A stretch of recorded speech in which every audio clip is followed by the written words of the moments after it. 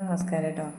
കോവയ്ക്ക് നീളന് അരിഞ്ഞ് വെച്ചിട്ടുണ്ട്. ഇനി നമുക്കിതിലേക്ക് പച്ചമാങ്ങ ഇട്ട് കൊടുക്കാം.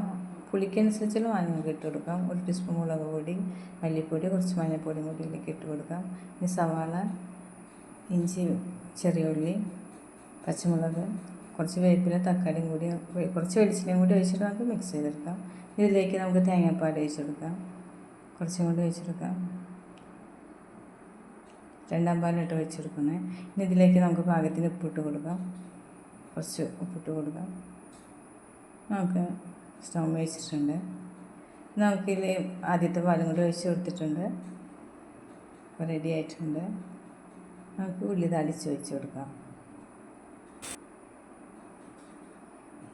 ടേസ്റ്റാണ്. അപ്പോൾ നിങ്ങൾക്ക് ഇഷ്ടമായിട്ട് തീർച്ചയായും ട്രൈ ചെയ്ത് നോക്കൂ. Okay, thank you so much. ദിവസമായി വീഡിയോ കണ്ട എല്ലാവർക്കും ഞാൻ നന്ദി പറയുന്നു. Thank you so much.